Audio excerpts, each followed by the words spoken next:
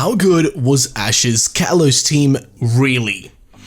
That is the question I'm asking today. As you all may remember, during Kalos, we got to see Ash grow into a fully fledged trainer, and actually was the only time he seemed to have grown up.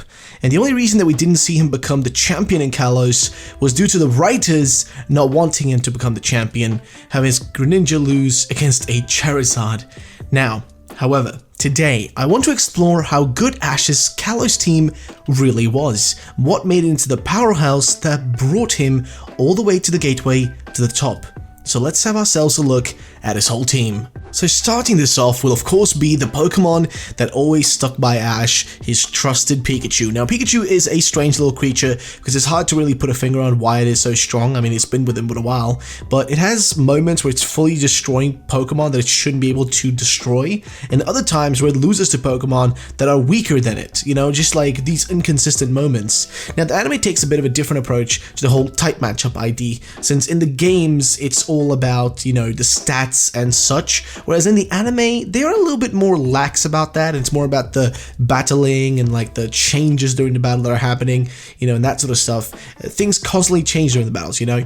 As for Pikachu though, there isn't much to really add about it because it's just a strong Pokemon that's always a part of Ash's team, and that's basically a wild card, and a little bit of everything can be, you know, had from it. So you can get a little bit of this, you can get a little bit of that. It's just a bit of a wild card Pokemon. So generally it does add to the team, of course, having that unpredictability. Next, however, we have the first Pokemon Ash obtained in Kalos, Ash's famous Greninja that he got as a Froakie. So here's the thing, Greninja is amazing. I mean, it's both the most popular Pokemon ever, and also is in the video games. I mean, it's maybe not the most popular, but is the most liked one, so to say. And it is also one of the most like strong Pokemon hands down, and probably Ash's strongest Pokemon hands down, I'd say, you know, probably competing with a few other Pokemon for that top spots. Now within the Kalos team, I'd say everything somewhat circulates around Greninja to some extent. However, the most frustrating part about Greninja is how it managed to win against something like Sawyer's Sceptile the second time around, which it should, in general terms, you know, it should be weak against it,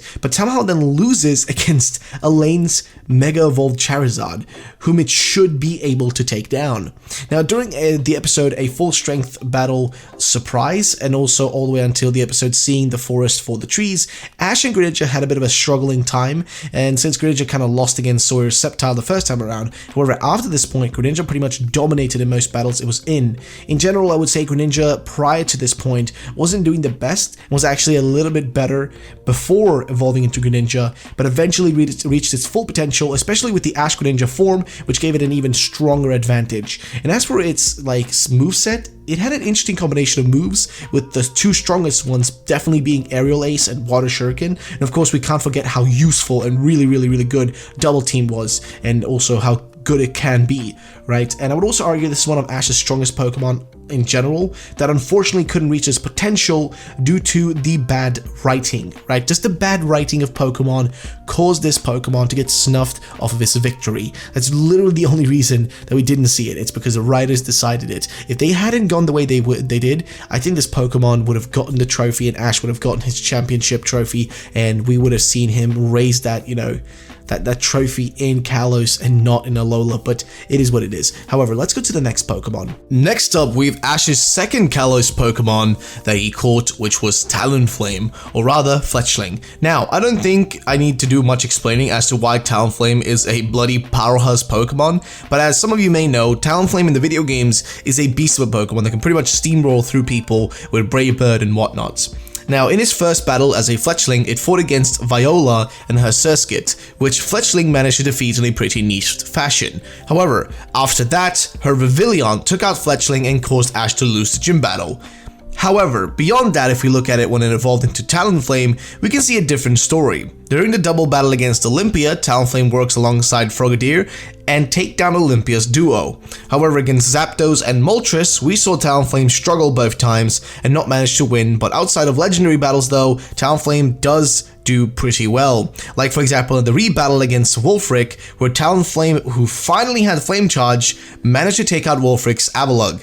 And in Ash's 6-on-6 battle against Sawyer, Talonflame was Ash's second Pokemon and took out Sawyer's Slacking easily. Overall, this is one of the best Pokemon Ash has in the Kalos team, and it really showed considering how often he used it and how useful Talonflame really was in several battles with its Brave Bird and Flame Charge. And overall, it is a great Pokemon that really made Ash's team far better. Then we have Hawlucha, a Pokemon that really impressed Ash when he first met it. Hawlucha was honestly a lovely addition to Ash's team considering its typing, and during the Lumiose conference, he used Hawlucha against Astrid and her Absol, which Hawlucha defeated even when it was a Mega Evolved Absol, and in the battle by using also of course the move Flying Press. And in the 6-on-6 against Sawyer, Hawlucha was Ash's first Pokemon in the battle, however it fell short in this battle against Sawyer's Slacking and its counter. And in the battle against Elaine, Hawlucha comforts Ash's defeated Noivern that lost against Elaine's Weavile, and so Hawlucha promises to revenge and spectacularly defeats Elaine's Weavile. However, he falls in the same battle though against Elaine's Bishop, and he really gets easily taken out. I do think though in general, having Hawlucha in the team was a great choice. It is a fighting type, which Ash kind of lacks within that department, and you know, it was nice to see a Pokemon like this. And the battle that, you know, it actually won was about half of them, you know what I mean, it actually won half of the battle, so it did pretty well. Then we have the one Pokemon on Ash's team that was the biggest waste, and that is Goodra. See, it only participated in a single gym battle where it ended up winning, but beyond that, it doesn't actually get used anymore due to it leaving Ash. And when Keenan brought Goodra to Ash in the semifinals of the Lumiose conference, Goodra became his 6th Pokemon just for the tournament. However, in its battles against Sawyer, both Goodra and Sawyer's Slurpuff get knocked out, and then later on in the battle against Elaine, or later on, you know, the tournament, against Elaine, Goodra falls against Bishop due to Bishop's speed.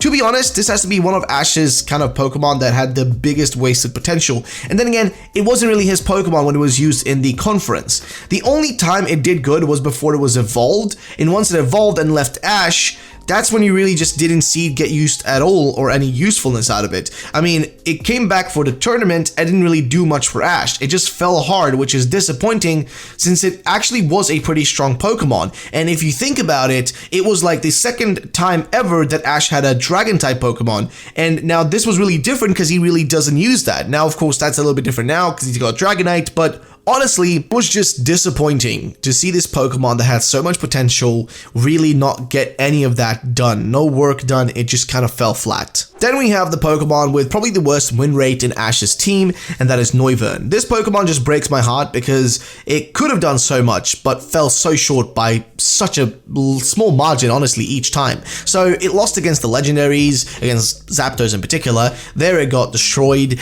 In any sort of battles, for example, against Sawyer, it fell, and the same thing with Elaine, it fell there as well. I mean, if you look at its win rate, I think it has a 0% win rate, going from when it's a Noibat until now. I mean, it's a Pokemon that could have been great, and it's one of Ash's like coolest Pokemon, but unfortunately, it's one of his weakest Pokemon, hands down, if not the weakest. I mean, you know, if we don't count like Grottle or something, but generally speaking, it really just underperformed and didn't do great. So it really just broke my heart to see that back in the day, but honestly, what can we do about it? Well, not much at this point, but let's take a look now at why this team was so great. Now, if we take a look at this team from a certain perspective, we can see that it's honestly Ash's strongest team ever, pretty much. It's a team that had loads of potential and it achieved quite a bit. However, it fell short in the end due to bullshit script writing. However, I would say that what made this team good was probably the strength of Greninja and how it added to the team. I mean, even outside of the anime, Greninja is just a great and powerful Pokemon that can do a lot. But let's not discount every other Pokemon on the team.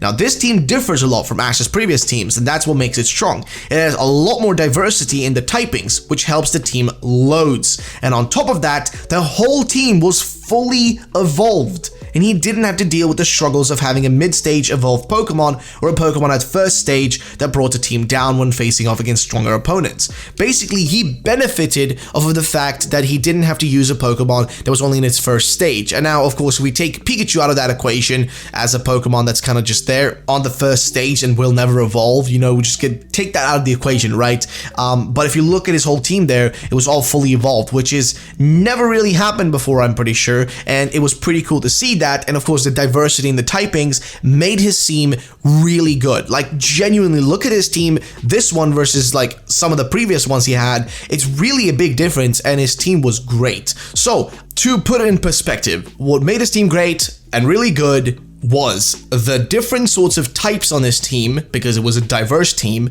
and 2, the actual fact that they were all evolved. That's really what made this team so good and so strong. And that's basically we're going to end this video, guys. Now, if you did enjoy it, drop a like down below, make sure to subscribe, and I will see you all in the next one. And of course, one more thing, if you want to vote for the next team I'm going to take a look at, just press the button in the top right corner and you can vote for which team we should take a look at next. Do you want it to be Unova, Sinnoh, or the Hoenn teams? So we'll take a look at those, see how good those teams were, and break those down. Either way, thank you so much for watching the video. I'll see you all in the next one. Have yourselves a great day, and bye-bye, ladies and gentlemen.